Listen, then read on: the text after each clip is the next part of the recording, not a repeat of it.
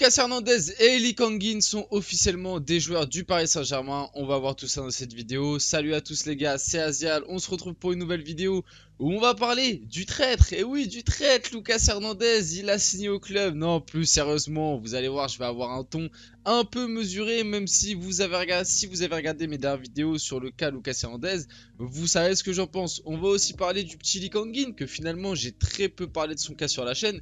Et sa signature, son officialisation va me permettre d'en parler un peu plus dans les détails et d'avoir mon avis sur ce transfert. Bien évidemment, avant qu'on rentre dans le vif du sujet de la vidéo et avant qu'on parle un petit peu de ces deux cas, n'hésitez pas, petit like, petit commentaire, petit partage comme d'habitude, ça aide énormément pour le développement de la chaîne. Je vous vois en ce moment, ça va, vous êtes plutôt chaud, on a repris les vidéos, il y a eu un petit coup de mou au tout début, là ça commence à revenir, je vous vois, vous inquiétez pas, les commentaires et tout, ça fait extrêmement plaisir. Bref, rentrons dans le vif du sujet. Du coup, officiel, Lucas Hernandez signe au PSG, montant du transfert 47 millions.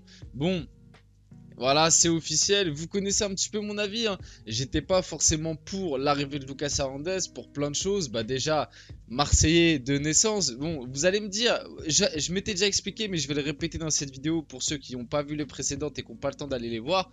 Moi, le gros problème que j'ai avec Lucas Hernandez, c'est pas le fait qu'il soit juste Marseillais, voilà, de cœur, qu'il soit supporter de l'OM, enfin qu'il ait été supporter de l'OM, etc., etc. Enfin, je crois qu'il est toujours, mais bref.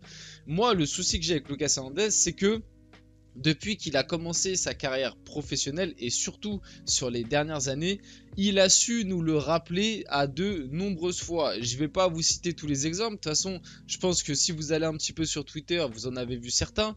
Mais entre le live Instagram lors de la victoire du Classico où il écrit dans le chat « Allez l'OM », lors de la finale de Ligue des Champions qu'il a remporté avec le Bayern, il identifie le stade Vélodrome quand il poste sa photo avec la Ligue des Champions. Lorsque en interview on lui demande ouais est-ce qu'un jour vous aimeriez jouer au PSG, il dit moi je suis Marseillais, ça m'étonnerait qu'un jour je jouerais pour le PSG. Et tout ça accumulé, il y en a plein d'autres, hein. Là je vous ai cité ceux qui me reviennent, mais il y en a plein d'autres des exemples comme ça, et c'est pas des exemples qui datent d'il y a 10 ans, c'est des choses qu'il a dit ou qu'il a faites dans l'intervalle là des 2-3 dernières années. C'est pour ça que je vous dis que moi ce transfert me dérange énormément. Après, je peux entendre ceux qui disent oui, on s'en fout, s'il vient et qu'il mouille le maillot.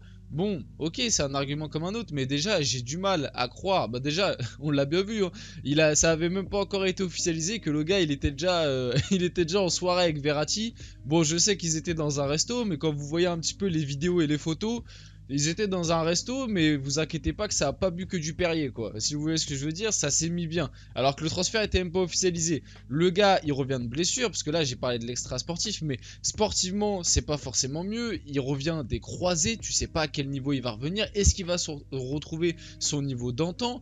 Aussi, je tiens à noter que Lucas Hernandez, joueur exceptionnel, qui a eu un très très haut niveau.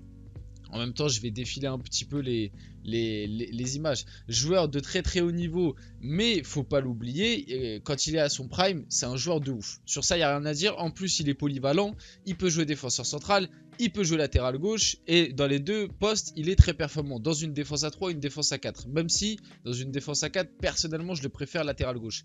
Mais les gars, faut pas oublier que Lucas Hernandez, ces dernières saisons, il n'a pas été si impérial que ça. Moi, je trouve que sur les 2 dernières saisons, en fait, depuis la victoire du Bayern en Ligue des Champions en 2020, que ce soit sa saison 2021 ou sa saison 2022, parce qu'en 2023, il n'a pas joué, il s'est fait les croisés pendant la Coupe du Monde, je ne l'ai pas trouvé si extraordinaire que ça. Ça reste quand même malgré tout un très bon joueur, qui a été quand même titulaire au Bayern, hein, faut pas tout lui enlever, mais j'ai pas retrouvé le Lucas Hernandez qu'on avait genre lors de la Coupe du Monde 2018, lors de l'année 2020 où il était très bon, même s'il jouait un peu moins, parce que c'était surtout Alaba, Boateng, et à gauche c'était Alphonso Davies. Mais quand il jouait, je le trouvais très bon. De toute façon, cette année-là, le Bayern était injouable, que ce soit titulaire comme remplaçant.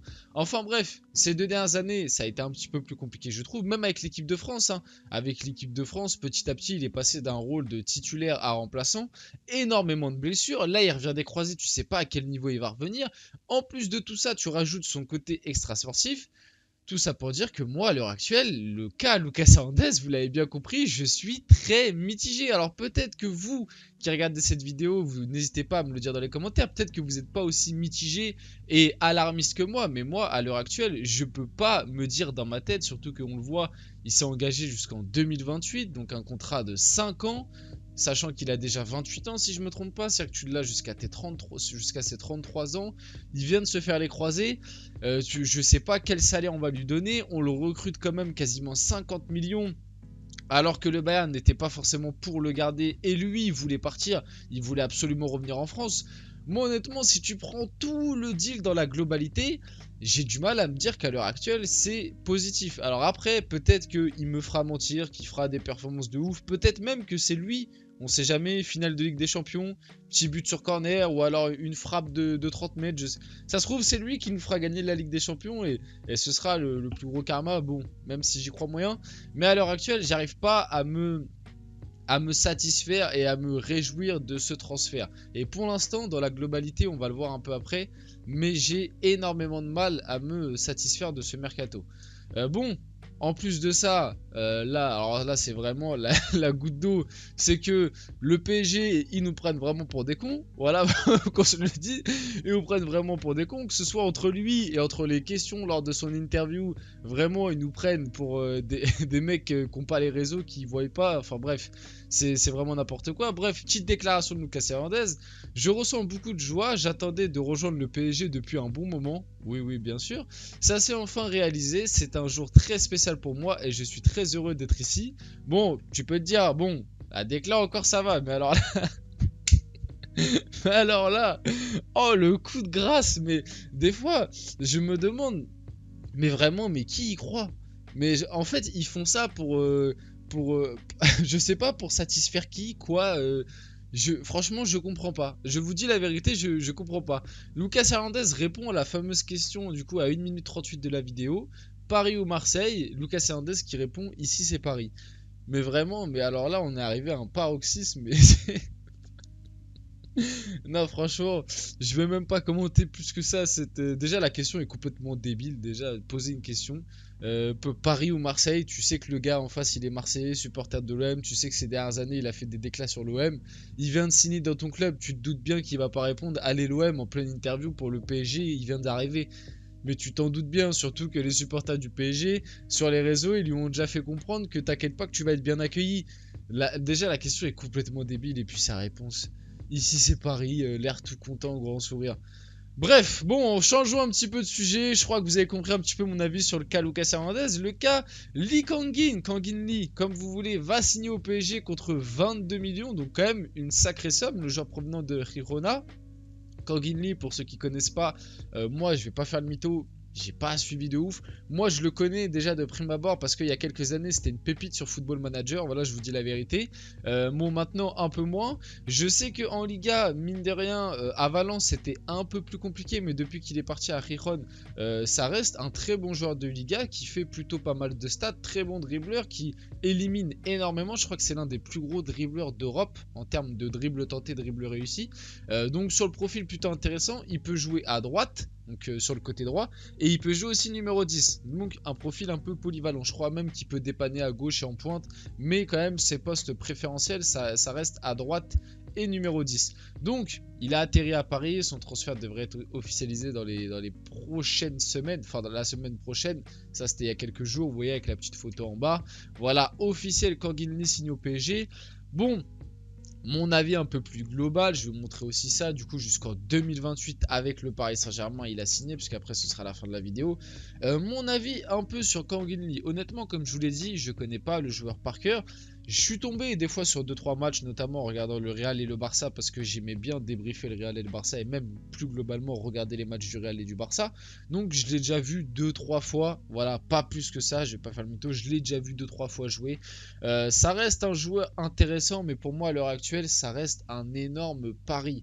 Petit jeu de mots d'ailleurs. Ça reste un énorme pari. Le petit problème que j'ai avec ça, c'est pas le pari en soi. Peut-être que ça marchera et que Kangin Lee au PSG fera de très bonnes choses. Pour moi, à l'heure actuelle, il part quand même de très loin dans la hiérarchie. J'espère pas comme avec Ekitike qu'on va savoir se montrer un minimum patient. Il reste très jeune, il a 22 ans, c'est encore jeune. Il n'a pas connu de club de haut niveau, comme je vous l'ai dit, de base il a été formé à Valence, mais à Valence ça a été compliqué, enfin pas compliqué, il a quand même fait quelques trucs intéressants, mais il n'a pas réussi à s'imposer à Valence, donc il va falloir lui laisser un petit peu de temps pour qu'il s'impose au PSG, et même ça se trouve il ne va jamais s'imposer au PSG. Pour moi à l'heure actuelle, ça c'est un transfert à la Campos, comme il pouvait nous faire à Monaco, c'est-à-dire aller chercher une petite pépite, voilà, t'en prends une ou deux à chaque mercato, t'essayes de les faire jouer, leur donner un peu de temps de jeu, les intégrer dans la rotation, et tu peux avoir des très bonnes surprises. Voilà, pour moi c'est ce qu'il faut s'attendre de Lee Kang-in. Faut pas s'attendre à un joueur qui va aller concurrencer un Asensio, un Neymar ou un Mbappé, les gars, faut pas du tout s'attendre à ça. Alors après, je peux vous l'accorder, et moi c'est le petit souci que j'ai avec ce transfert, c'est que claquer 22 millions dans un mercato qui à l'heure actuelle reste très important pour le club, parce que avec la saison qu'on vient de réaliser, on a énormément de chantiers à boucler.